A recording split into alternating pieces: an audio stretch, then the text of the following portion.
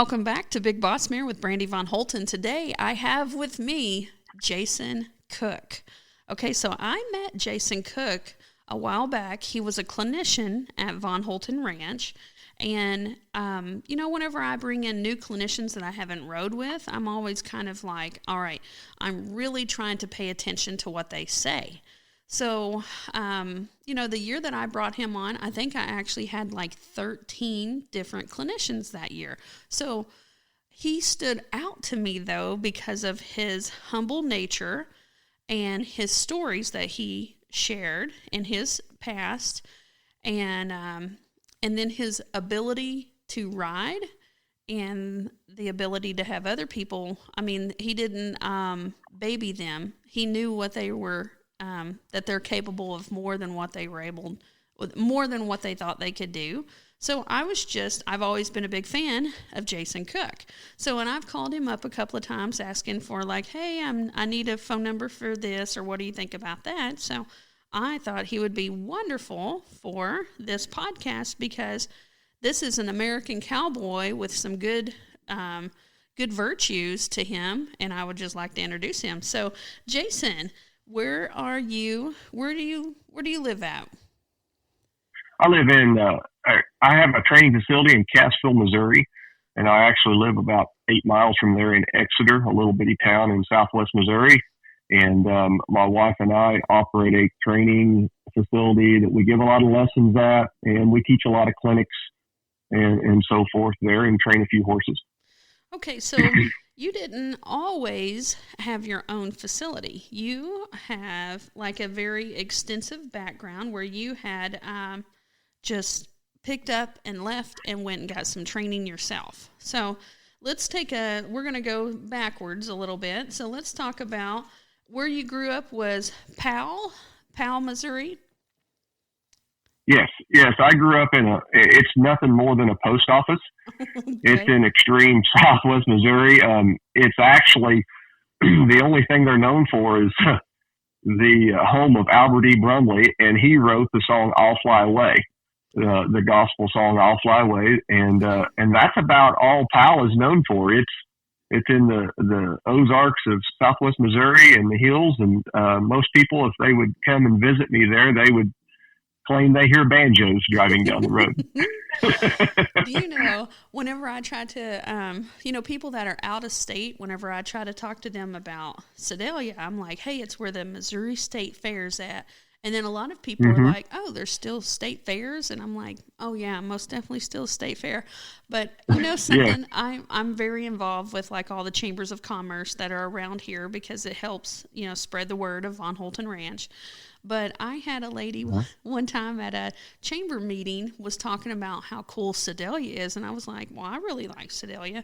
But the thing that she had locked in on was, well, whenever they were choosing the state capital, Sedalia got second.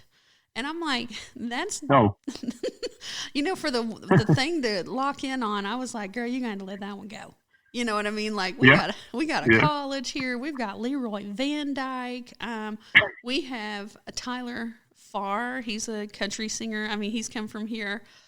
So like, we've got some really cool things that have happened in this. But she had locked in on to, we got second in the voting to become the state fair and the state capital. So I'm glad we're not the state capital. I think it lets us still be small town, but we're still big. Yes. And then I don't even live in Sedalia. I'm in the same county as Sedalia. I'm in a town called Mora, and we don't even have a post office anymore. So your town has the post office on me. Yeah, that is it. I mean, we literally are right on the Arkansas-Missouri line, and it was, for me to go to school, it was about an hour and a half bus ride each morning and evening, and I loved growing up in the country. I spent most of my time just roaming the woods and hunting and such, and spent most of my time with my great grandfather. My mom had me young, and I had all of my grandparents and most of my great-grandparents growing up. And my great-grandfather, who I spent most of my time with, he was actually born in 1908. Oh, and okay. So I got to have a lot of influence from the past. They didn't even own a tractor. I don't even think he had a driver's license.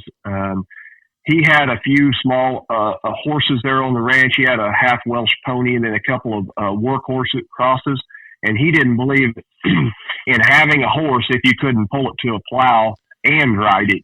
And so what limited horse knowledge I had, which was very limited, was just basically around the farm. I mean, they didn't even have plumbing in the house.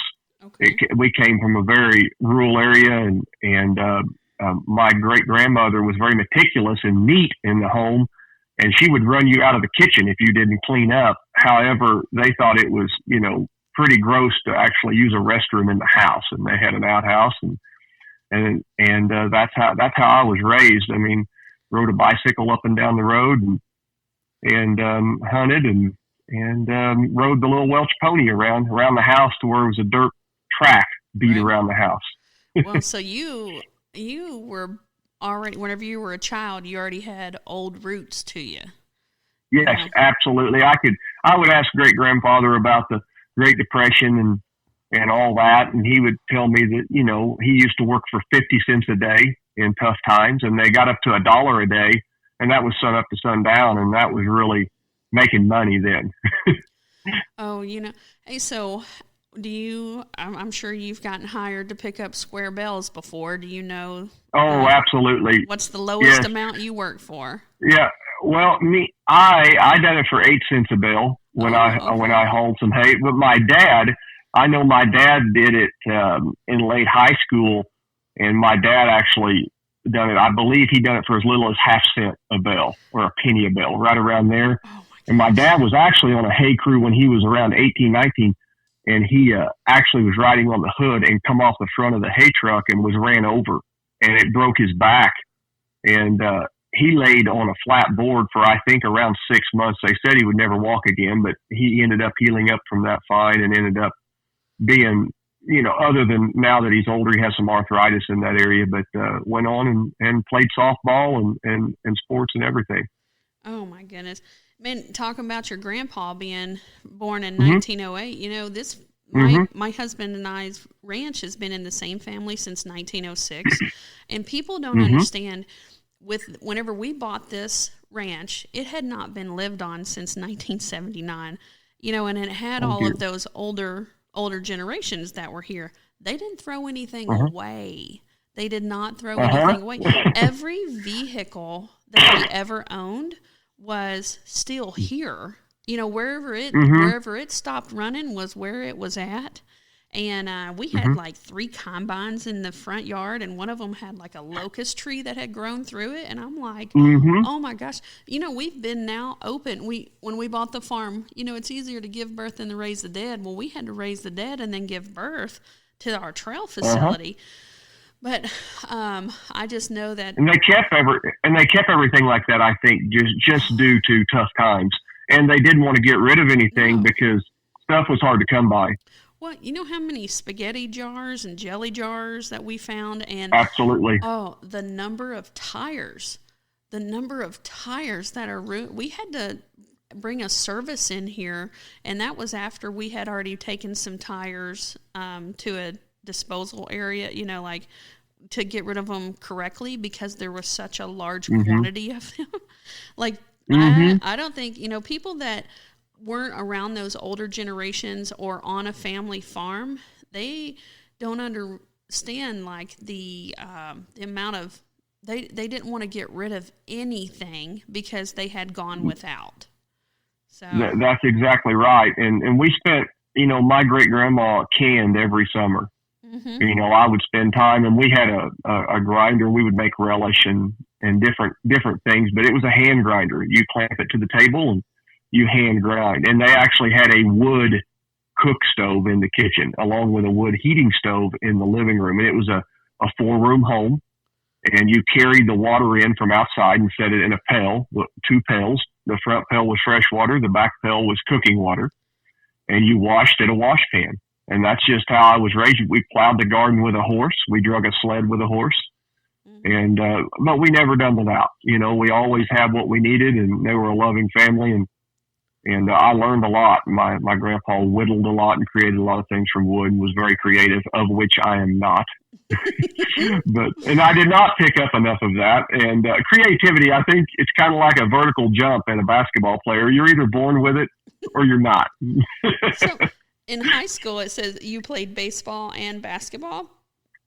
Yes, I played baseball through most of my grade school. Then I only played 1 year in high school as far as baseball because my arm was shot. I played shortstop and pitched through grade school and junior high. And then my main passion was basketball. I loved basketball, played from fifth grade all the way through being a senior. And then when I went to college, I just played intramural and just played basketball there. Really enjoyed basketball and still play from time to time. But if I play now, we have to play at 5 a.m. So it's very early to get up and do that. You know, team sports is something that I missed out on because, you know, I got into professional fighting and I did martial arts from the age of 11 all the way up to 33. And I just missed out on team sports other than I did play some softball. But other than that, in high school, I did track. I was a hurdler. And I also did long jump. People would be like, because if you meet me, I'm trying to say that I'm 5'7", but I'm really lying because I'm just a little bit under 5'7". And then I'm built like a tree trunk, right? And the fact that, I mean, everybody's all like, oh, I bet you did the shot put. And I'm like, no, there was a little girl that was about 5 foot tall that could throw that thing way further than me. Like, no, I wasn't. I was a hurdler. And I think because with all the kicking, you know, I had strong legs. I was used to all of that. But whenever I was a school teacher, I had to work some of the games. That is so much more fun than what I ever thought it would be. I always viewed team sports, this is going to sound horrible, but I always viewed it as like having to pick up the shortcomings of like a lazy person, because that's why I always did individual sports, because it depended upon me. But man, those kids were hustling. I was so wrong. I missed out because of me being goofy. I should have tried it. You know, and it helps you to work as a team. And, you know, I chose basketball, which if you ever look at me very much, it's not really, I was never really athletic. I really had to work at everything. I mean, I'm built very, like if you done hurdles and long jump, you were obviously athletic and that of which I was not. I'm built like a gecko. I mean, I've got little short arms, short legs, and a long torso. Okay, I've got the torso of about a 6'5" guy, and I've got the legs of a 5'4" guy. And so that doesn't do well in sports. You know, if you ever seen a gecko run across the desert, that's kind of what I look like. But I just had to outwork everybody, and I credit a lot of my horsemanship and me sticking with horsemanship through my career with my basketball.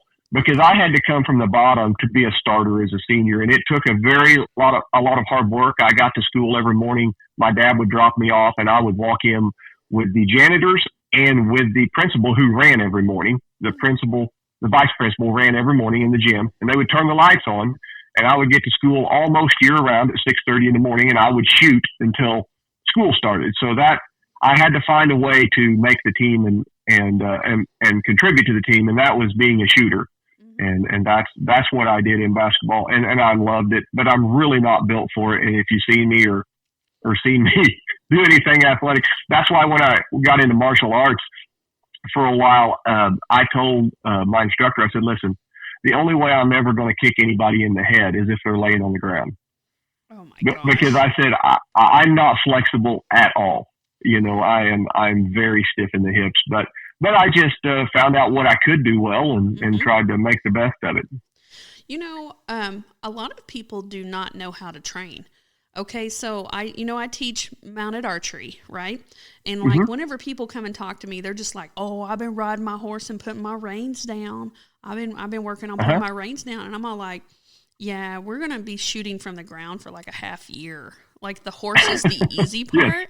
And so like I've started teaching some online courses, but the one that's going to start in January 1 is mounted archery, but it's ground 1. And like there are so many things like touching my arrow behind my back and then pulling that arrow and making sure that it is parallel with the ground whenever I come across, and then grab it with the other hand, but you can't be looking at it. So I will do that move, 200 times. Grab, sling, grab, sling, grab, sling. Most people are just like, okay, I got the arrow, now let me shoot it, and then they'll do some bull baloney shot, and then they'll hit the target, but it was a false positive. And then I'm all like, and then they're just like, well, we can go ahead and work on shooting. And I'm like, oh, no. You've got to put in all this so much more work. And like a lot of people don't know how to do that, so. Yes. And that's very similar to teaching someone how to rope on a horse, because I give a lot of roping lessons. And it's the same thing you're talking, exact same thing. Everybody's so excited and ready to rope on a horse, and they can't handle their rope, number one, much less rope the dummy on the ground. And what they run into is you hit your horse in the head. Your left hand, in which your reins are in and your coils are in when you're on a horse roping, it goes everywhere. And then the horse relates roping to fidgeting and something not desirable. Then the horse won't stay in a position for the person to throw his rope. So, I mean, there is one of the best students I had. I started him at like 43 years old. And he's a close friend of mine now. And he came to me, and he's the coach, a basketball coach. He just retired. And he came and he said, I want to learn how to rope, and I heard you can teach me. I said, sure. He said, I've got one catch. I'm left-handed. And you have to head right-handed. That's just how you have to head a steer if you're going to team rope. You can't do it coming out of the box.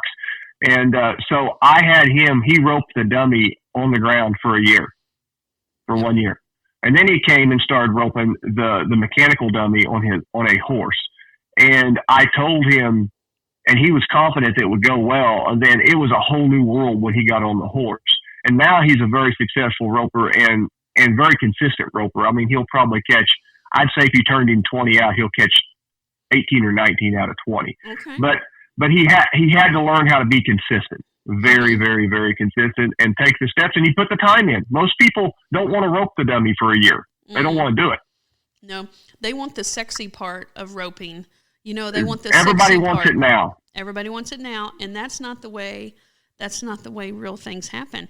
And I will tell you, amen. Yeah, that is, that right there is man, I connect with you so much with like the work ethic, because a lot of people don't know how. Like in martial arts, I was super successful. If you look at me, I do not look like a martial artist, okay? But, it's never fear the person that can do 1,000 different kicks. You fear the person that did one kick 1,000 times. And so, and people just, I'm excited about my online course, but I think it's really going to have to be somebody that wants true, progress.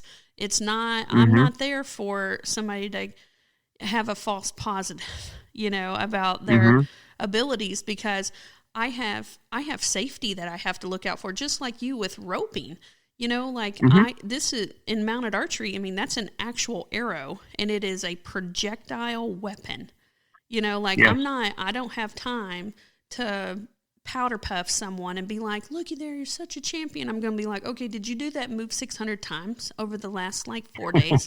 Okay. Now then let me look at it, and we're going to make it better. And then you're going to do it again for 600 times, So I relate to you on that. So let's listen. Okay. Now then, something that makes Jason Cook different, other than your email address of Cook Horses. Cook Horses. Yeah. I love that. I'm so sorry. I know that it's like our last name, Von Holten. I mean, it means the house, and I'm all like, Cook Horses. Ha ha. I love that. It just makes me happy because you're such a cowboy, yeah. And I just love it. Anyways, but something that makes you different, and you know who it reminds me of is Leroy Van Dyke. Whenever I listen, Leroy Van Dyke's an older country singer, and he's actually 92, 93. But when you look at his resume, it is so diverse. Okay, so here is your diverseness. It says that you worked at in the aerospace industry for a few years. Yes. So what the heck is the aerospace industry? Okay, so I got a job at a place in Grove, Oklahoma, and what we done was we made parts for the what now is being done is the F-35 fighter, but I was in estimating and marketing, and so we made parts for commercial aircraft, 747, 737, F-18s, F-15 parts, a cruise missile, the SLAM-ER missile, all that stuff. So what we done was I came in and like Northrop Grumman or Lockheed Martin or one of the aerospace industry names would send a request for quote, and so that I would get the blueprints, and we would actually look at the blueprints, and then after getting the blueprints, we would estimate part manufacture costs and send a bid back to them and try to get the job. And that was my job every day. I sat at a desk and looked at upcoming aircraft. A lot of your unmanned aircraft you see now, we were looking at stuff at building parts for them at that time. And it was a great company. My dad is still in the aerospace industry.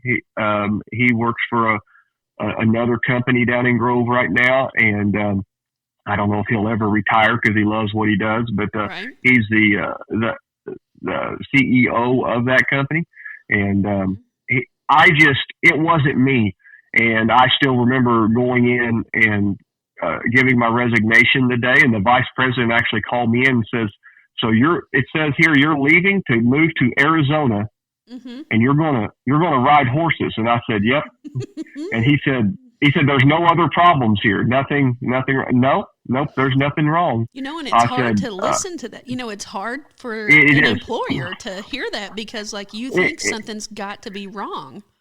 But yes, he was very confused, and he said, I respect that, and if you ever come back, you have a job. And I basically moved out to Arizona, and I went out there with it was. I look back and I cannot believe I did it, but I moved out there. I had hardly any knowledge of horsemanship. Went out there without a job, and I had the money I had in my pocket, and I had bought a saddle and what I thought to be a pretty nice horse, which I later realized that it was a horse, but it wasn't represented well, and that never happens. Right. But I went out there basically, and I would try to learn how to do this, and I mean dead broke. And looking back, I would have probably done it a little different, but I wouldn't trade it all at the same time also, because we would train for the public, and it was just, I couldn't ride a lick. I was 22 years old and could barely ride without holding onto the horn at a trot.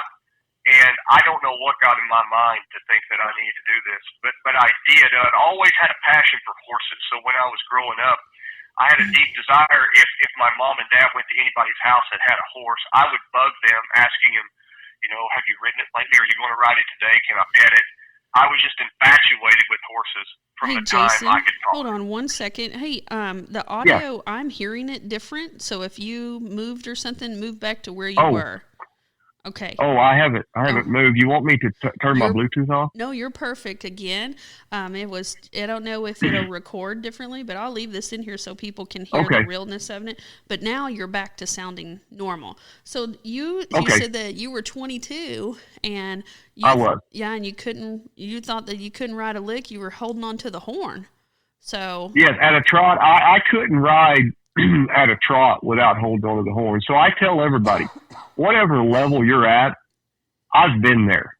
And that's what everybody needs to realize. We weren't born, even the best riders in the world and best successful reining trainers, we all started from somewhere, and we all had to learn to get to where we're at.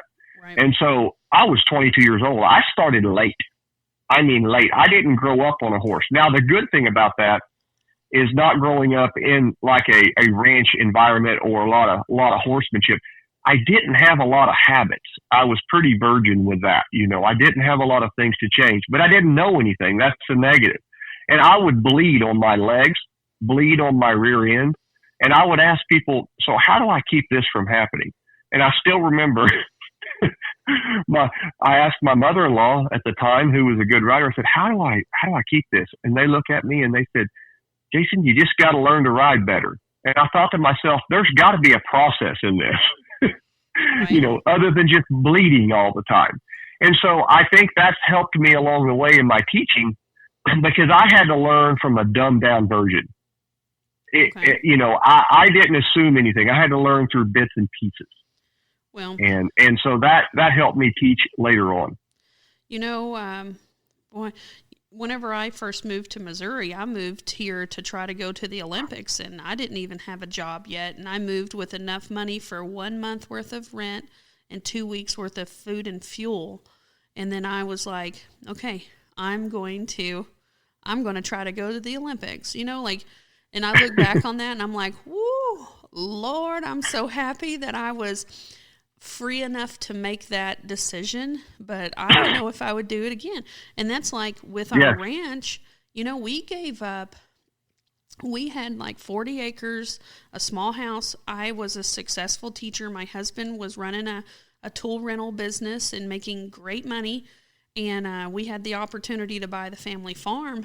And our house that we were living in, it sold too fast. And we didn't have a place to live, and here we are, two people.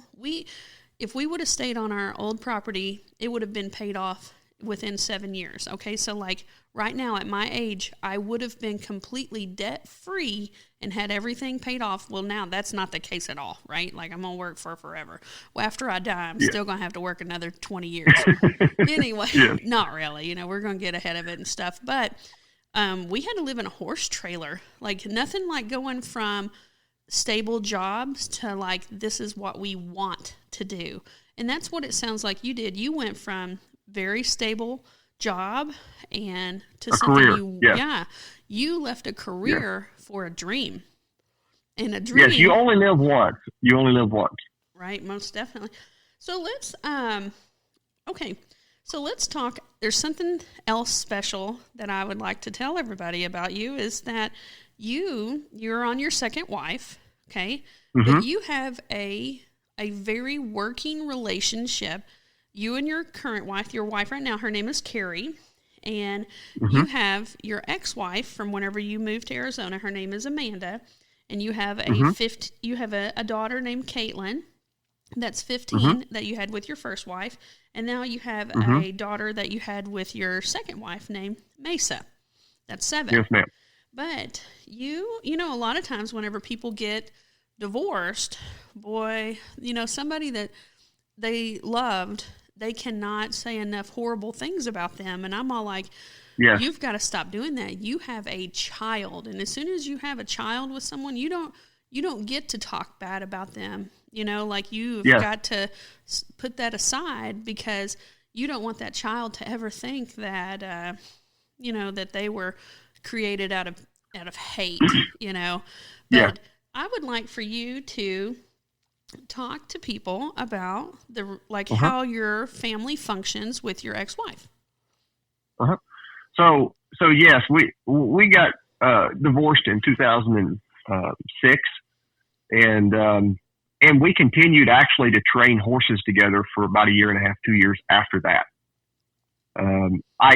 We spent a lot of time with one another. There was no time apart when we were married. We had all the business together, and of course, you're just never apart, we just didn't get along well.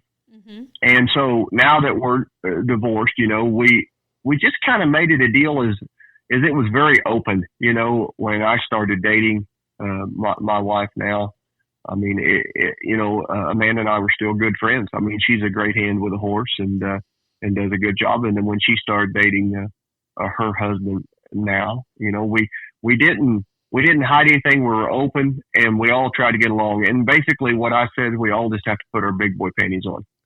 Okay. We just do.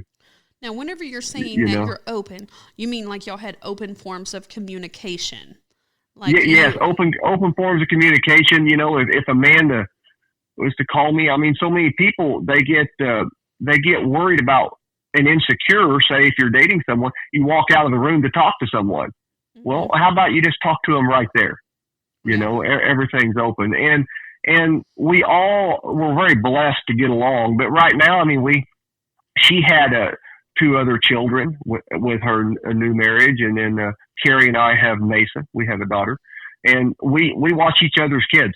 We might have a one of their daughters over, and they all play together like sisters. And the same may go the other way. When we have Christmas, we normally have a Christmas together. We go out to eat together. Carrie actually coaches her girls, and then we kind of have a saying in coaching people, and like husbands coaching wives or mom and dads coaching kids. We have a rule: you can't coach them if you've seen them naked. Gosh. It don't go well. It does not bode well. It doesn't. Okay. And I've had so many people come up to me and say that and says, "Oh my gosh, that makes a lot of sense." I said, "I'm telling you, it's true." Yeah. I said, "I don't coach my wife. My wife don't coach me." And if we have kids, you let someone else coach them. And I have that in the roping lessons a lot. I have a lot of parents that are good ropers. They're good rope way better than me, but their kids won't listen to them. Oh yeah. Okay. Yep. But anyway, that's another subject. But no, I think people just need to be open and try to get along. And like you said, it is for the kids, but it's also just about being a human being, being a decent human being and keeping things open. And there's nothing to ponder or worry about because you just have a good open relationship and everybody's friends. And Carrie and Amanda both get along great. And I love, Amanda's husband. I mean, we get along great, and it's just. And now we get a lot of raised eyebrows. So, for instance, at church together, we've sat at the same table together, and we've had people say, "Who is that sitting over there? That other couple?" I said, "Well, that's my ex-wife," and we get the biggest looks and the biggest eyes. Says, "Are you kidding me?" Well, they just can't do it. That would never happen. A lot of they can't fathom. Yeah, they can't fathom. But I love that y'all are secure with everything because you're like, you know what? I know, I don't know, the person that I was in 2000 is different than the person that you're talking to right now. And it doesn't mean that I don't have an ex-boyfriend that I hate. A lot of people hate their ex, like to the point where they would wish bad things upon them. But you know what y'all have between you is a 15-year-old daughter named Caitlin, Yes.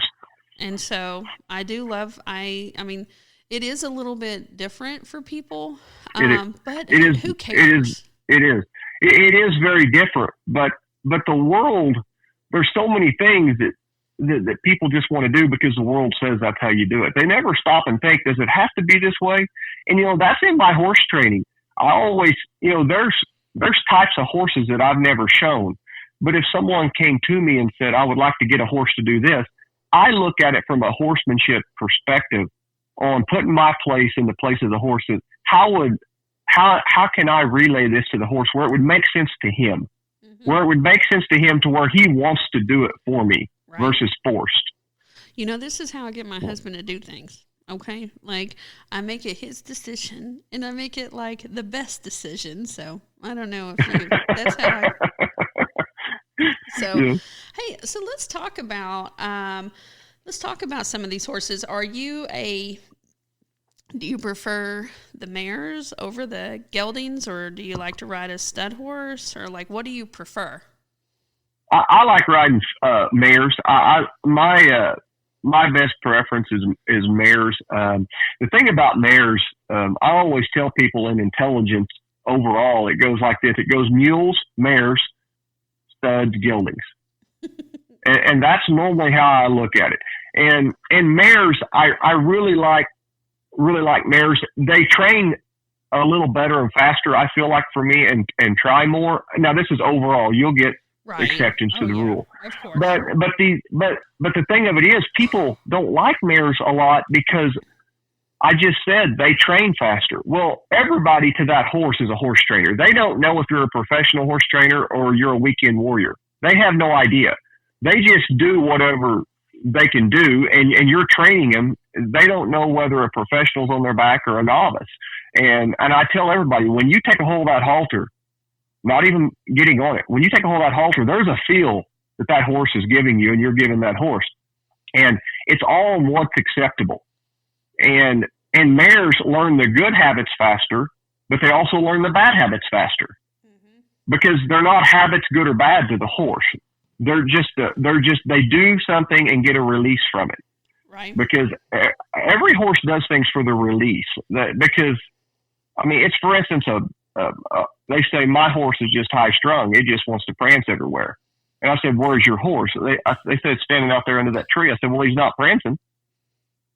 So it's not that he wants to. He relates it to the situation. Right. And it's all created by habit. And but I do. Now, geldings are great. They're really good overall for your novices and non-pros. They're more steady Eddie. And you'll have an exception to the rule every once in a while. One of the best horses I've ever trained was a gelding. He's in Santa Fe, New Mexico now. He was a Magnum Chick Dream. And now he was a lot of horse, but he's working out real well for the non-pro. But that was an exception. He would step up and give you more. But the mares, I do prefer mares and fillies. I'm starting one, a Gonna Trash You right now that I'm riding, and I really like her. She learns fast. I think she can be real naughty real easy, but she can be real good real easy also. Well, I always respect a cowboy that prefers mares. I feel like a mare gives you more heart. I know that I've been ponying a horse before off of my gelding, and as soon as that horse put the brakes on when we was going uphill, my gelding gave up. I was like, dude, you would have just died in life. He gave up, and it put us into a wreck. And then my mares will. I've had one before where it turns out she had a thorn underneath her skin, and I didn't know it. And I put 6 hours on that horse, and it was with trail maintenance, she worked. And then it was afterwards, that had been in there, and I was like, oh my gosh, you're so stoic. You don't have to absorb that. You can tell me something's wrong. But she just I'm going to suck it up. And I had a mare before that was having a lameness issue, and it took me 2 hours with the vet to figure out what leg it was and if it was the shoulder or the hoof, because she was just, used to absorbing that. And I'm like, stop absorbing. I'm trying to help you. And I don't know, it just seems like if you can handle that little bit of saltiness and vinegar that they give you, man. Yes. As soon as you have an alpha mare and they realize that you're worthy of riding an alpha mare, they will do anything for you. I'm a big believer in mares. So yes, I really do. I really like riding mares, and a good mare is worth a lot because you can also breed her. And if you have a real good mare, and if you can breed her to a decent stud, I mean, I believe a good mare has more influence on the colt than a good stud. So does that mean that so I'm just going to assume, what that usually does to us, right? But for the mules, with them being on the top there, do you put a Molly over a John? I couldn't tell you that. I've not got enough experience in that where I could detail it that much. Okay. As far as a Molly over a John, I really don't know because I'm limited on what I've worked with mules. But for the most part, mules, you can't make as many mistakes with, in my opinion. I think you need to be more accurate.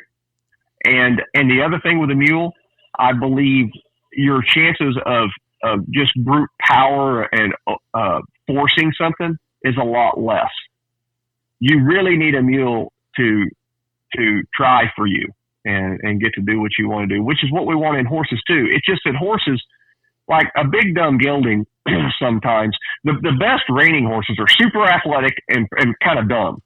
So in other words, if you run one down like a mare, for instance, say you run a real smart mare down and she's never been ran down before to a straight line at the end of the wall down there, just to lope a straight line. Well, after a while, that horse sometimes will start anticipating and running a little faster on their own. Well, they're wanting to run down there because there's rest at the end. Versus you might have a real, a less intelligent horse, but it's going to be a really great horse for somebody, but you may run him down for a week, 5 times a day and let him lope down there to that spot and he'll still take off the same speed.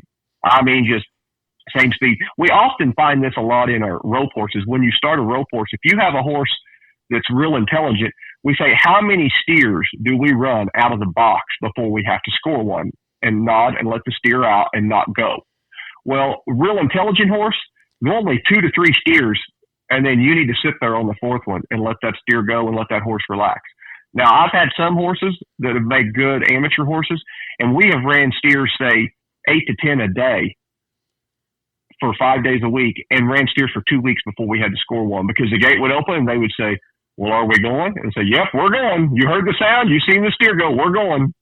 And that less intelligent horse, it takes longer. But they typically, a lot of the times, aren't as high of achievers, and they're not as hard to maintain, if that makes sense. Versus your real intelligent horses can be hard to maintain. Okay, so go back, because I'm not a roper. Okay, I want to make sure I understand. You're saying that you're going to release this cow to rope it, correct? And then, but your dumb animals will just be like, when the cow gets out, I go. But then your smart animals you have to let the cow go and not rope it. That's what you're saying? Because then that makes sure the horse is listening to you. Is that what you're saying? Well, yes, in team roping, it's all about the score. In other words, how far you see that cow move before you go. And so what happens is that gate opens and they hear that. And they want to start leaving out of the box and run with the bang of the gates. So like a racehorse, for instance, every time the gates bang open, you want that horse to run and never look back. Okay? Right. In team roping, you want that same mentality, but you want to be able to say the horse never leaves till you put your left hand forward. Okay? And so what will happen is those horses get to where they want to leave off the bang of the gate, and in team roping, there's a barrier, and you will break the barrier, and that will add time to your run, and it's hard to win any money doing that. Okay. And the real intelligent horses, what they'll do is the amount of steers you run is less, because they're always anticipating trying to get ahead of you. Horses that run off in a rundown or anticipate things, they're intelligent. You showed them something, and they're thinking, I need to go there. Just let me go. Right. Let me do my job. And what you want to do is keep that a happy balance to where you're not begging them to go, but they don't do it ahead of you. Okay. All right. Well, you know what? Okay, so completely different horse thing, but mounted archery, it's an alleyway. So my mule, he's half gated, but he's not gated, right? His mother was gated, but his father was not.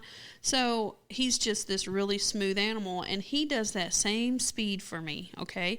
Well, my mare, she used to do a speed, which I don't need anything super fast, because I've still got to shoot, and I've got to be able to hit that target. Well, now she's a little rocket. Okay, she's like, when we get to the end of there, we're done. So now I'm having to run her to be like, no, whenever we run, you do the speed that my body positioning is asking for.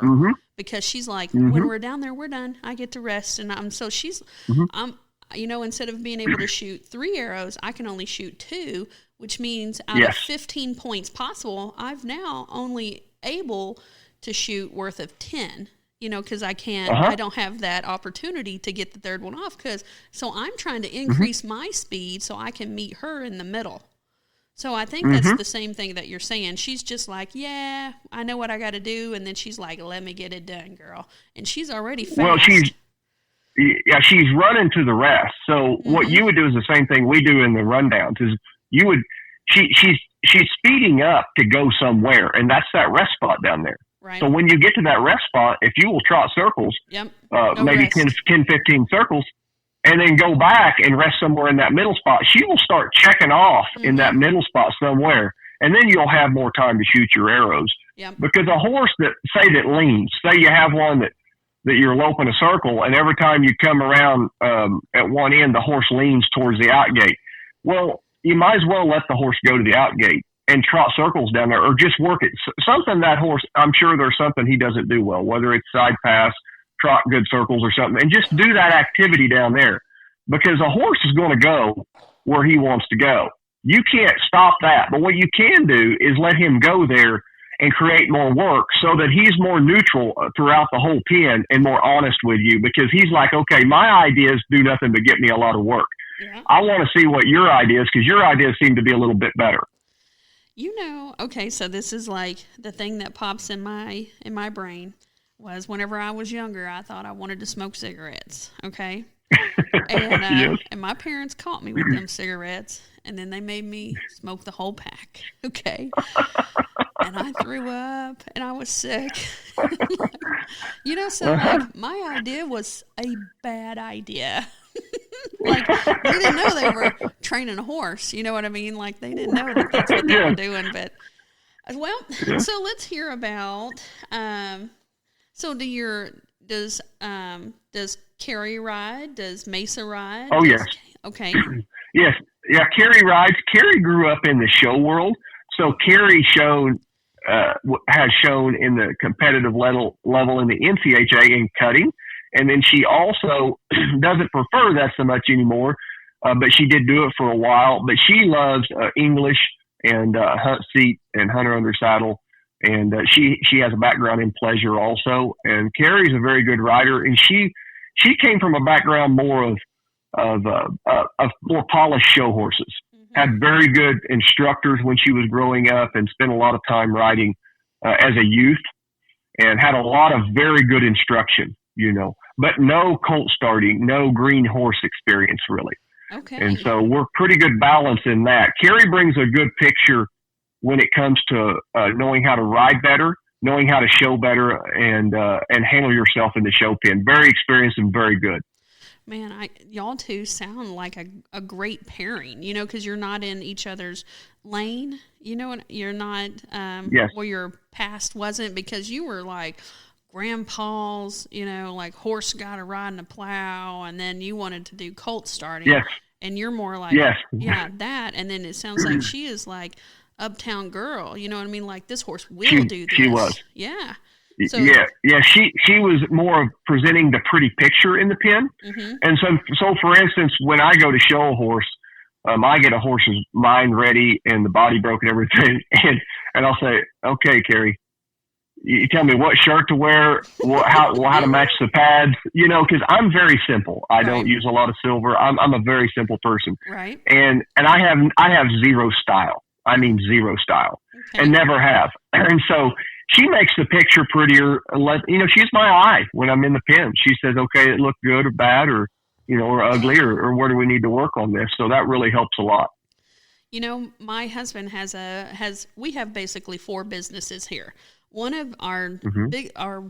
The one that's the smallest that we believe is going to end up being the biggest is my husband's business called Building with David.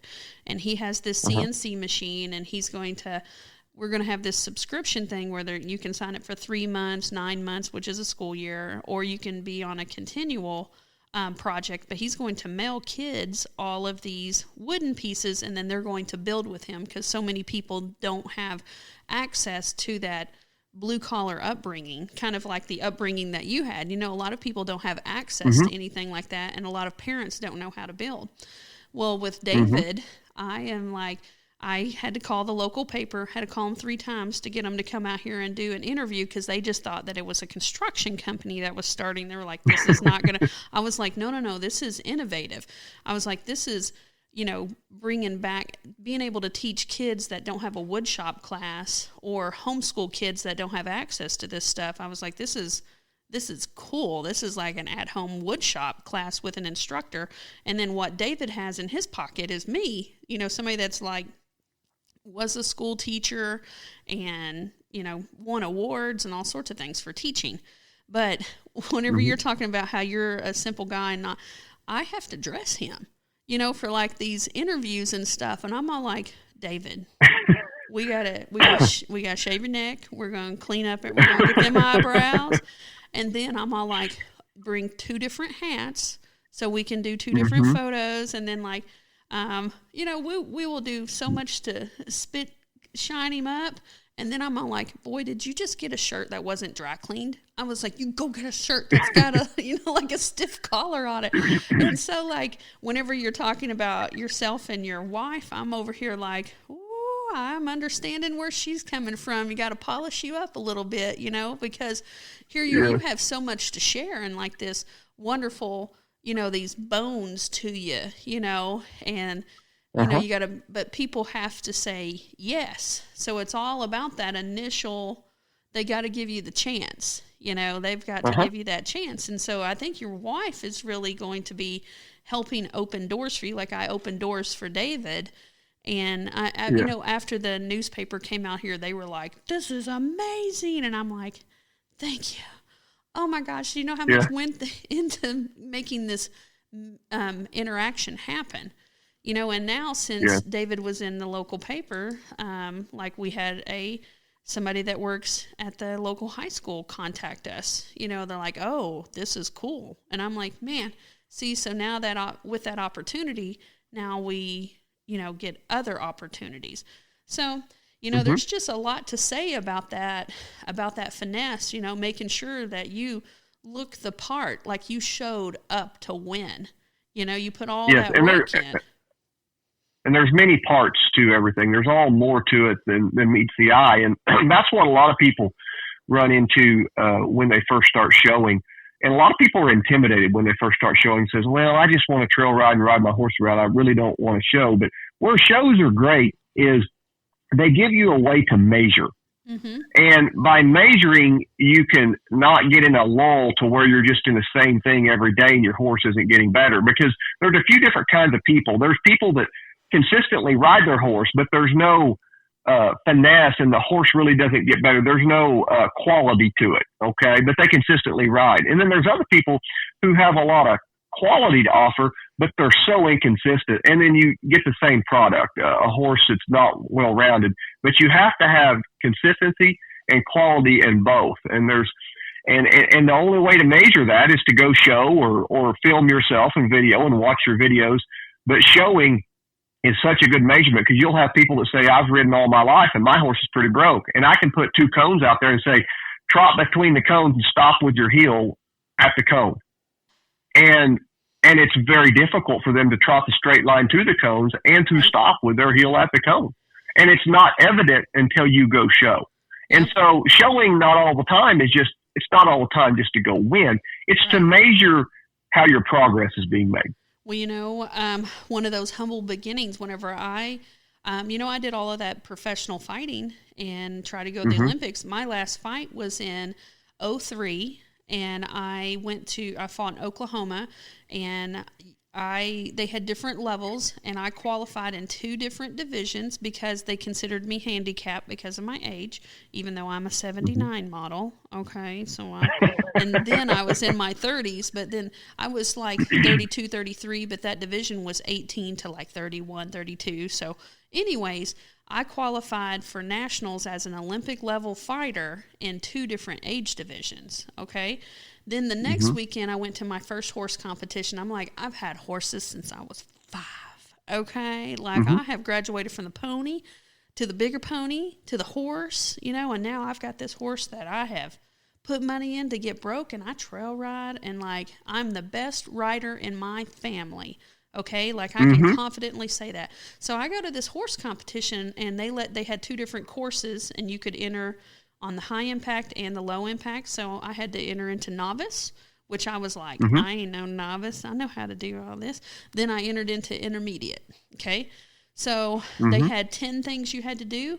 I could do 3 of the 10 things. Okay. And so I got dead last in one division, and I got disqualified in the other one because I went over the time limit because you have 10 minutes to do this in, right? Or 7 minutes or something. And I remember I was like 33, okay, or around that age, whatever. And I was like, I'm a loser. Holy smokes. I thought I was somebody. And I'm over here like, oh my gosh. And you know what? They gave prizes to everybody. I got a chicken feeder, like a little $2 chicken feeder, and they had mixed M&Ms and Skittles into it. Well, I didn't know that, so I got me a big old handful of those because I was like, I won those. And then, have you ever put M&Ms and Skittles in your mouth at the same time? No, ma'am. Don't do it. It's awful, especially whenever you just like run face first into it. So like that was my first horse competition as an adult. Whenever I was a child, I did some rodeoing, and I was not successful at that either. But now that right there, that same year, I started taking lessons. I started going to clinics. And, by the end of not that year, but the end of the next year, I won novice, and I got like 5th or something in intermediate. And the next year I won reserve in intermediate. And then I had to move up to the pro division. I went to nationals, and I got 3rd in one of these obstacle competitions. So like Those humble beginnings, I ran into that thing like going 90 miles per hour and just ran into it face first and did not know that I did not know a lot. Mm-hmm. So yes. that's a hard pill to swallow, and it's nice to know whenever, like, here you are, you're putting yourself out there, you know, you're like, I'm going to be able to relate to you because I was you, you know. Yes, not long ago. Yes. Yeah. So let's talk about, so you've won some stuff. You know what's crazy is, like, I would choose to come ride with you, not based on anything that you've won, right? Like, but I know a lot of people, like, if you ain't won nothing, then you ain't got no street credit, right? They're just like, Yes. You know, which is a shortcoming on their part. I'll tell you that. So you've got some stuff on here, like, so 2012 you won something, and then you went to 2019, 2020. So let's talk about a few of these.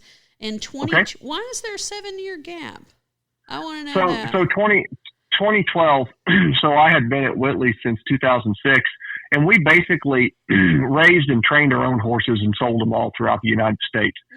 Mm-hmm. And the majority of the horses were, we would get them really, really broke, and then after getting them broke, we would place them in whatever thing they done the best, whether it be calf roping, team roping, reining, EXEA, barrel racing, whatever it may be.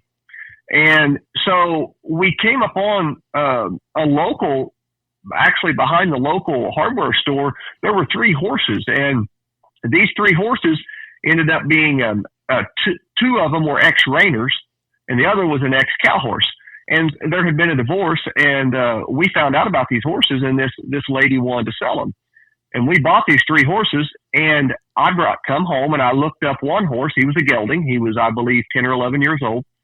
And he had won $200 in the NRHA. So I'm like, well, this horse is trained.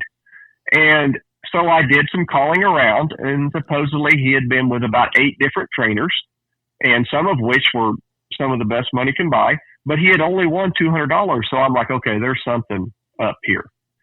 And so I started riding this gelding, and we called him Friday. He was a grapevine gelding. And this horse was pretty good, rode pretty good. I mean, like, man, I've never felt anything like this. And I asked the Whitleys if I could show him, and they said, sure. So I obviously needed help with how to do this because I had really not cut my teeth in the reining pen yet and could do some of the maneuvers, but not shown. And so I went to a local friend of mine that I respect, and then she helps me a lot with my reining. And she said, oh, yeah, I know the horse, and basically told me I had my work cut out for me. She said he was very soured in the show pen and had been with many, many trainers. And I still remember the first day she rode him up there.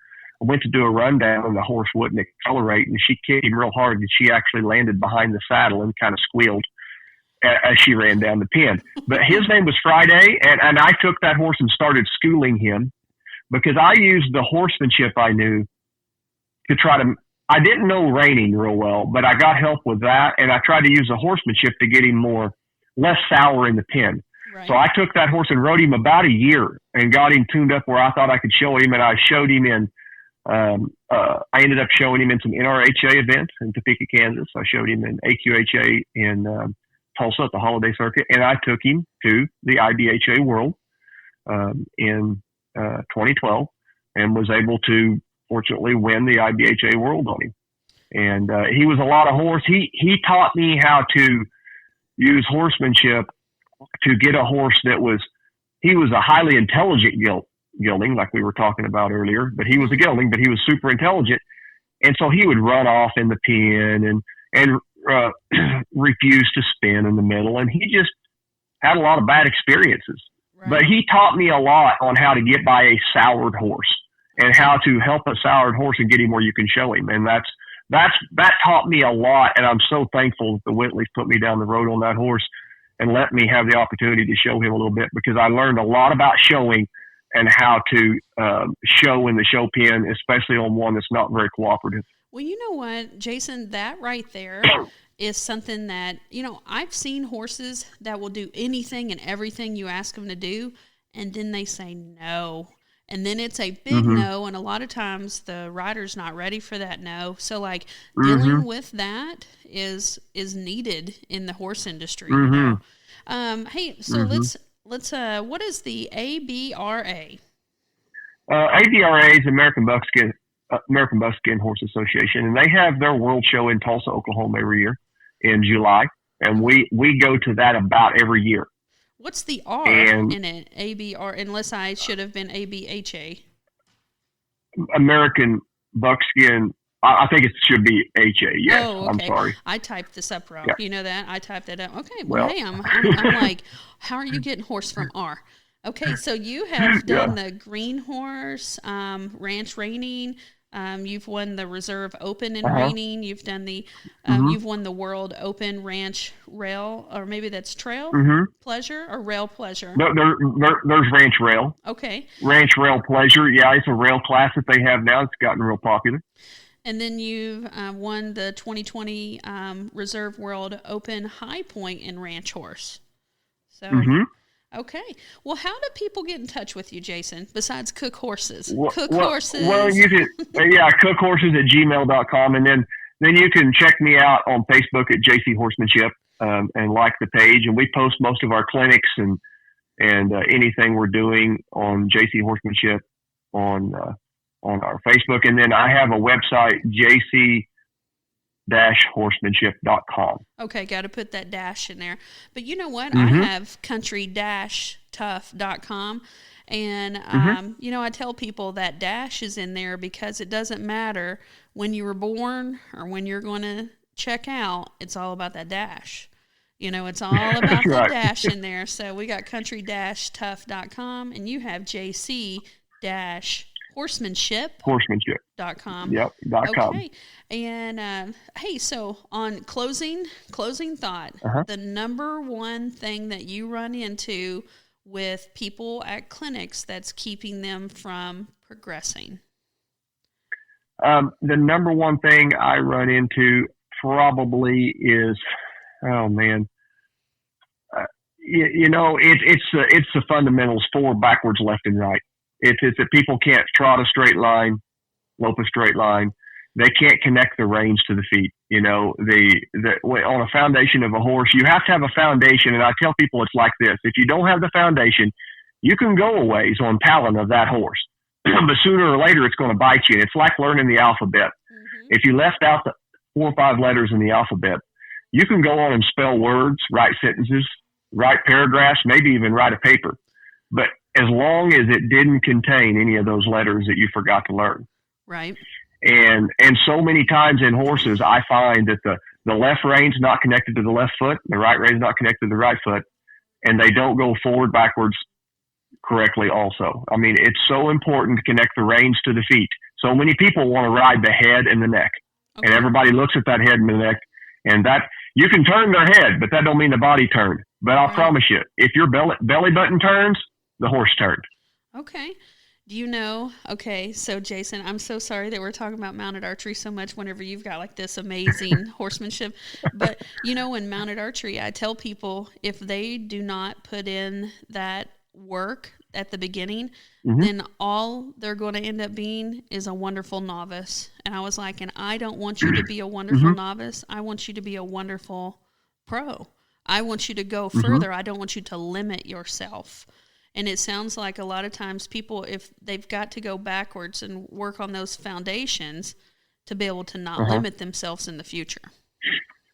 So. It is a foundation, and you have to keep it simple, because basketball games, football games, soccer games, all those games are always lost because of a fundamental problem went wrong. Maybe you had too many turnovers. Maybe you didn't have enough rebounds or whatever. And in horsemanship, it's my horse didn't stop and turn with the cow, or my horse didn't stop when I asked. All those are fundamental things. It's not that it didn't break the sound barrier spinning or something like that. Most of the time, it's some fundamental soundness that fell apart that you need to go back and work on. And I have people all the time, they want to come and work on lead changes. And I said, well, does your horse side pass on the wall well? And we can't even side pass on the wall well, you know. So you have to get the fundamentals down pat before you move on. And it's just like it's like anything else in life. It's all about fundamentals. It's not the complicated things that cost you and normally bite you in the butt. It's the simple things. In Olympic Taekwondo, full contact martial arts, 80% of the kicks that are scored in the Olympics is a back leg round kick, which is one of the first kicks that you learn. But yet people they want to work on a jump spin, hook kick to the head, or they want to work on some aerial kick. And I'm like, oh no, back leg round kick, because it scores 80% of all shots that are scored in the Olympics in Olympic Taekwondo. So it's the same thing. It's weird that here we've got a gecko of a high school basketball player. Yes, ma'am. There's a very short heavyweight, person that I fought in 5 countries as a heavyweight for United States. And most women that are heavyweight fighters are at least 6 foot tall. And I'm over here like, I'm 5'7" if you count the top of my ponytail. Okay. So, we got to put in some work.